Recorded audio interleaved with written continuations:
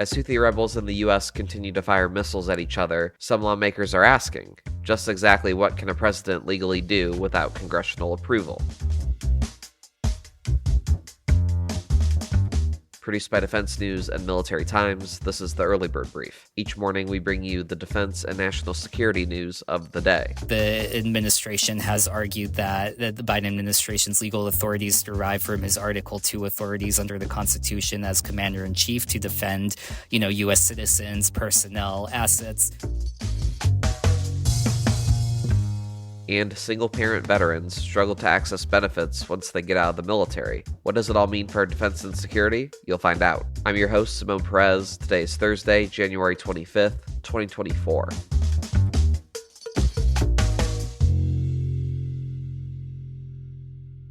Our first story today isn't always the most talked about national security issue, but it may just be one of the most important. That issue is the subject of war powers, and more specifically, how and when a president can conduct military operations around the world. Well, recent preemptive U.S. airstrikes against Houthi rebels in Yemen, approved by President Joe Biden, have led some lawmakers to question whether they're exactly legal. For more on this, Capitol Hill reporter Bryant Harris joins us from the Hill. So, Bryant, 4 senators sent a letter to President Biden airing some concerns about how these airstrikes line up within the confines of presidential war powers. What were some of their concerns? Well, it's no secret that the Biden administration has been shooting down Houthi attacks on commercial ships and even submissiles aimed at Israel since October or November. Obviously, at the beginning of the month on January 11th, the Biden administration coordinated a large number of retaliatory strikes to try to deter and degrade Houthi capabilities. That hasn't stopped the Houthi attacks. And now, of course, since then, you've had, I think, about 7 additional strikes on the Houthis in Yemen. So what these senators, led by Senator Tim Kaine, are saying, there are these reports coming out now that the Biden administration is planning what could potentially be a sustained months-long campaign against the Houthis with these tit-for-tat strikes. And the senators led by Tim Kaine are saying, at a certain point, you need to come to Congress for a congressional authorization, assuming how long this goes on. The letter is mostly focused on war powers authorities. They do question the strategy a little bit. They're mainly pointing out that Congress has not passed an authorization. The administration has argued that the Biden administration's legal authorities derive from his Article 2 authorities under the Constitution as commander-in-chief to defend, U.S. citizens, personnel, assets. They point out that this could very well be a valid argument, but most of these ships that were striking back and doing these retaliatory strikes to defend are not U.S. ships. So that's basically what they're saying, and they're pushing for more clarity and answers on the legal authorities.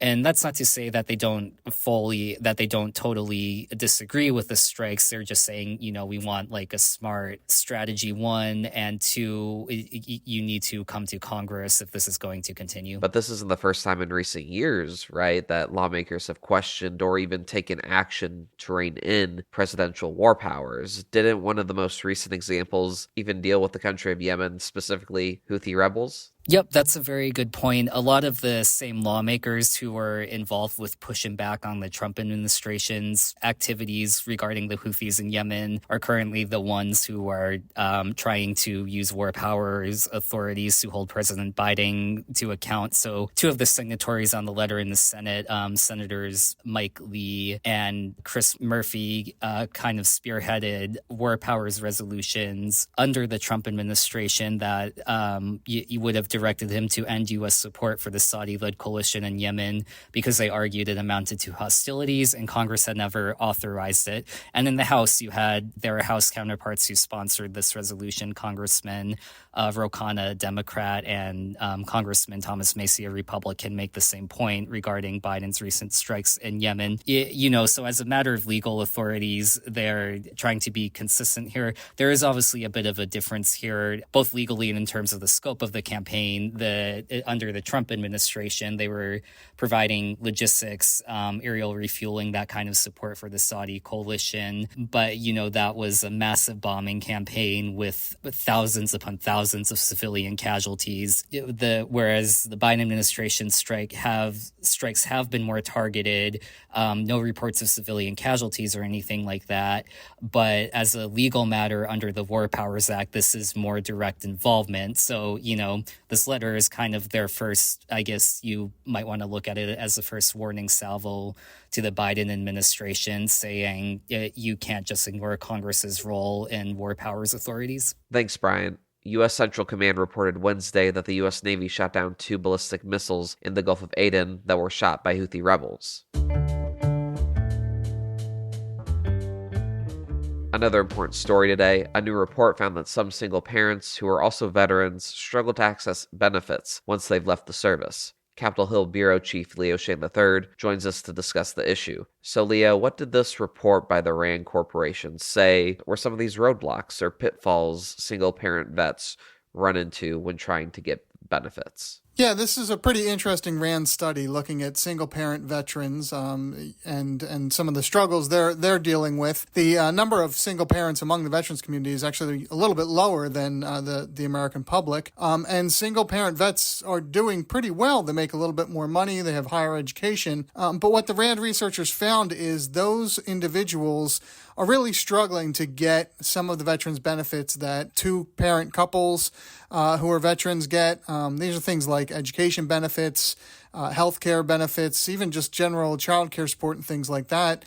These individuals struggle to get them, and it makes sense why. There's a lot of competing interests. There's not as much time to do research on it. And so they say small changes, things that are good transition assistance programs might be able to help these folks thrive a little bit more if VA just implements, more targeted resources towards them. But this benefits issue isn't limited to single parents, right? You've reported previously that this is a pretty extensive problem, at least when veterans are asked. Yeah, I mean, this really isn't that big of a surprise when you look at veterans' benefits in general. Veterans are pretty happy with the benefits that they can get to, but access always seems to be the frustration point for veterans. At least when we're talking to them here at Military Times, we hear a lot of, I can't get my disability benefits. I don't know how to enroll over here. I wasn't aware of these education benefits. So it's not that the resources aren't there a lot of the time. The problem is educating veterans on how to get them. And a lot of that stems right from the transition out of the military. A lot of the transition programs they have are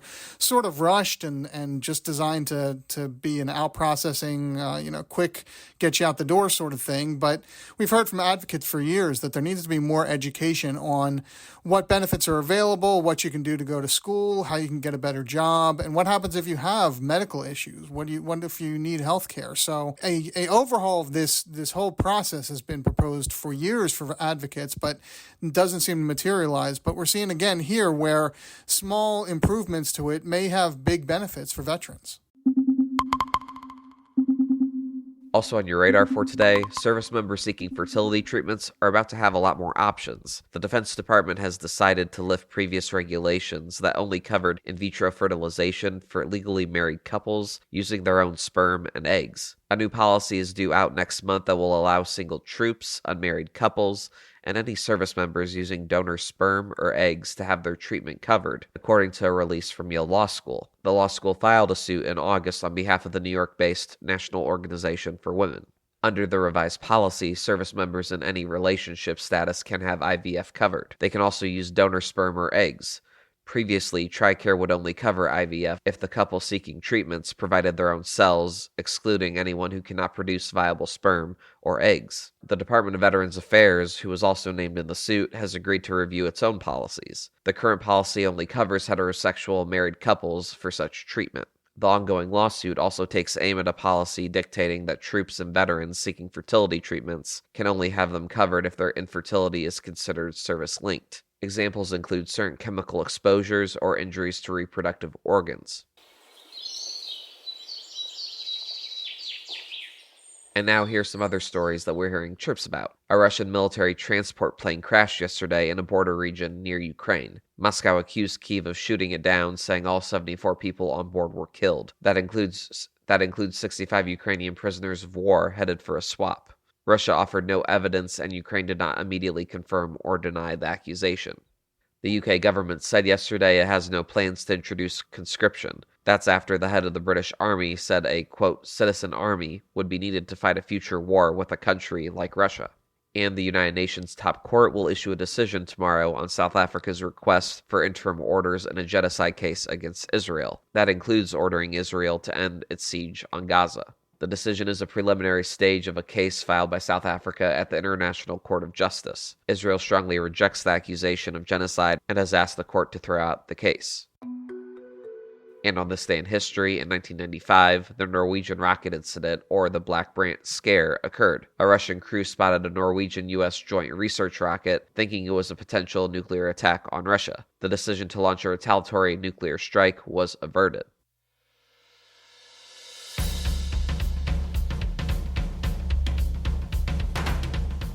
That's it for us this morning. To get more top stories and breaking news, go to defensenews.com/EBB to subscribe to the Early Bird Brief newsletter. Please give us a like, rating, and a comment wherever you get your podcasts, and be sure to follow us on social media at @defense_news and @Military Times. The Early Bird Brief is hosted and produced by me, Zimone Z. Perez. Today's episode featured stories by Bryant Harris, Diana Stancy, Leo Shane III, and Megan Myers.